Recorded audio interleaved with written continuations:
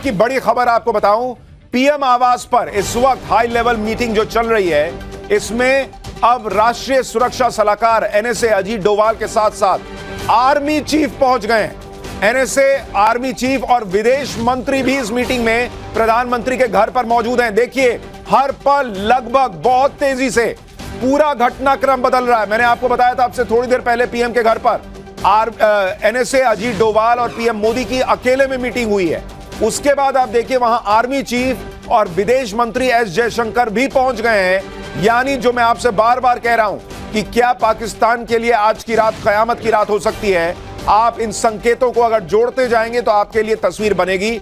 हमारे लिए इस वक्त कुछ फाइनल कहना उचित नहीं होगा, राष्ट्रहित में नहीं होगा। हालांकि एलओसी से इस वक्त एक और बड़ी खबर, राफेल लड़ाकू विमानों ने पीओके की रेकी की है। यह बहुत बड़ी खबर है कि भारत के जो राफेल लड़ाकू विमान हैं, उन्होंने कल रात पीओके की रेकी की है। पीओके के पास राफेल की उड़ान से पाकिस्तान सहमा हुआ है। 4 राफेल फाइटर जेट देखकर पाकिस्तान में हड़कंप मच गया। एलओसी पर रात में राफेल फाइटर जेट से पेट्रोलिंग की गई है और पीओके की रेकी, ये पाकिस्तान के चैनल्स खुद दावा कर रहे हैं कि पाकिस्तान के बॉर्डर के बिल्कुल करीब आकर राफेल ने पीओके की रेकी की है। और इसलिए बड़ा सवाल यह है कि क्या मिशन पीओके लॉन्च होने वाला है, जिसका बहुत लोग जिसकी चर्चा कर रहे थे। पाकिस्तान इस बात से भी घबराया हुआ है। पाकिस्तान से एक और बड़ी खबर, भारत के डर से पाकिस्तान ने सारा एयर स्पेस बंद कर दिया है। गिलगित स्कार्दू की सारी फ्लाइट पाकिस्तान ने रद्द कर दी है। पाकिस्तान के सभी बड़े एयरपोर्ट्स में हड़कंप मचा हुआ है। लाहौर एयरपोर्ट पर पाकिस्तान ने हाई अलर्ट जारी कर दिया है। यानी पाकिस्तान को बहुत बड़ा खतरा लग रहा है कि भारत शायद एयर स्ट्राइक कर सकता है और इसलिए उसने पहले अपना जो एयर स्पेस है उसको बंद किया, सारी फ्लाइट रद्द कर दी है। पाकिस्तान भी शायद यह मान के चल रहा है कि आज की रात कुछ हो सकता है। पाकिस्तान में मोदी का भयंकर खौफ चल रहा है। पाकिस्तान में ऊपर से नीचे तक खलबली है। राफेल की एयर स्ट्राइक के डर से पाकिस्तान ने एयर स्पेस की निगरानी बहुत टाइट कर दी है। कुछ रिपोर्ट्स में दावा है कि बॉर्डर पर पाकिस्तान ने artillery units and special forces की तैनाती बढ़ा दी है। भारत के हमले से आतंकियों को बचाने के लिए उन्हें लॉन्च पैड से हटा दिया गया है। पाकिस्तान यूनाइटेड नेशंस यानी यूएन और बाकी देशों से गुहार लगा रहा है, हाथ जोड़ रहा है कि भारत के हमले से बचाओ। पाकिस्तान के मंत्री आधी रात में प्रेस कॉन्फ्रेंस कर रहे हैं, जागकर कह रहे हैं कि भारत 24 से 36 घंटे में अटैक करने वाला है। सोचिए पाकिस्तान किस तरह अंदर से मोदी के नए भारत के डर में बैठा हुआ है। रात को 2 बजे उठकर वहां का जो आईएनबी मिनिस्टर है वो प्रेस कॉन्फ्रेंस कर रहा है भाई कि भारत हमको ठोक देगा। आप देखिए पाकिस्तान का आईएनबी मिनिस्टर रात के 2-2:30 बजे ये प्रेस कॉन्फ्रेंस कर रहा है कि भारत 24 से 36 घंटे में जो है वो अटैक कर सकता है। भाई मेरे तो कुछ प्रश्न है आपसे। पहली बात तो अगर भारत 24 से 36 घंटे में अटैक करने वाला था तो ये भाई रात में 2 बजे प्रेस कॉन्फ्रेंस क्यों कर रहा था? सुबह उठ के कर लेता प्रेस कॉन्फ्रेंस, इतनी हड़बड़ी क्या थी? उससे भी बड़ी बात, भाई हमारे प्राइम मिनिस्टर खुद कह चुके हैं कि मिट्टी में मिलाएंगे। वो तो खुल के खुला बोल चुके हैं पूरी दुनिया को। तो हमारे पास इनपुट है कि हमला हो। क्या इनपुट है भाई?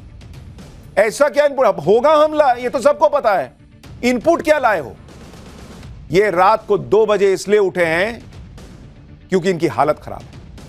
ये रात के 2 बजे दुनिया से एक्चुअली मदद मांग रहे थे कि भाई हमको कोई बचाओ, ये कभी भी ठोक देंगे।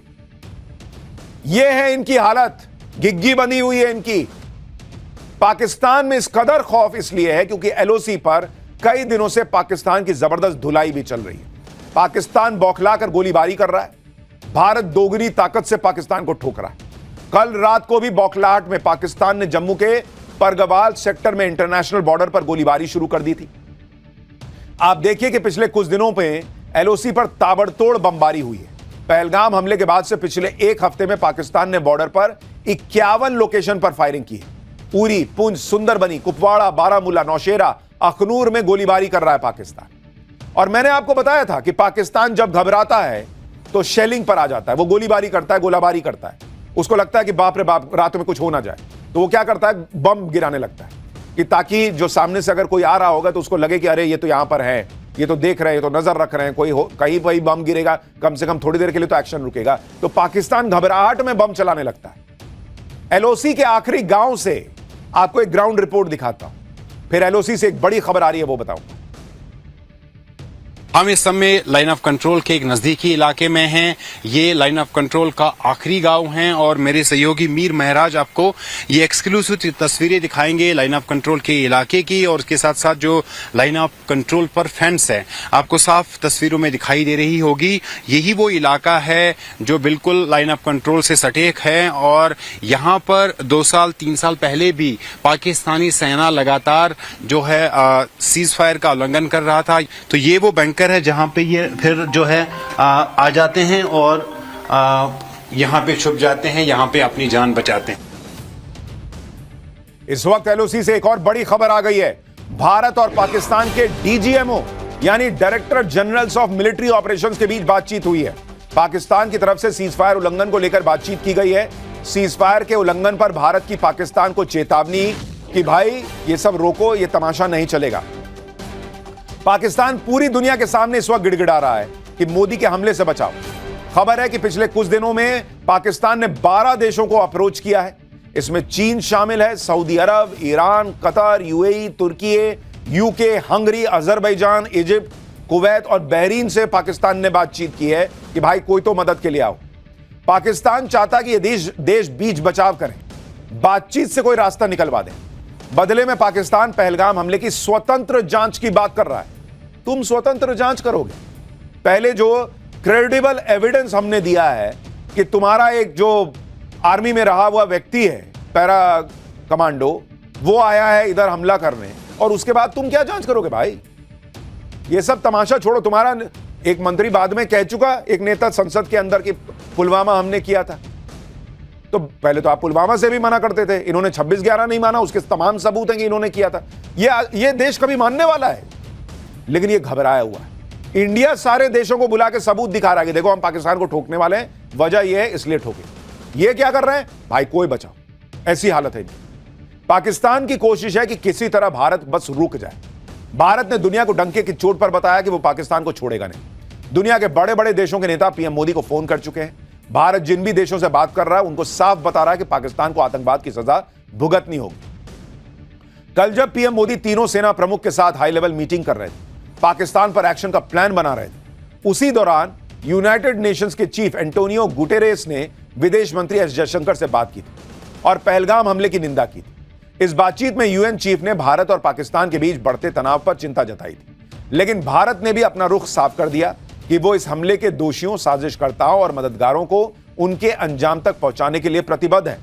इसके अलावा मंगलवार को विदेश मंत्री एस जयशंकर ने यूएन सिक्योरिटी काउंसिल के 7 नॉन परमानेंट मेंबर से बात की और उन देशों को पाकिस्तान की करतूत के बारे में बताया। यह बात भी दोहराई कि भारत दोषियों को कड़ी सजा देगा। यानी यूनाइटेड नेशन से भी बातचीत में भारत ने क्लियर कर दिया कि वेरी गुड, आप कह रहे हैं कि पहलगाम में जो हुआ गलत था, वेल डन, ऐसा ही कहना चाहिए।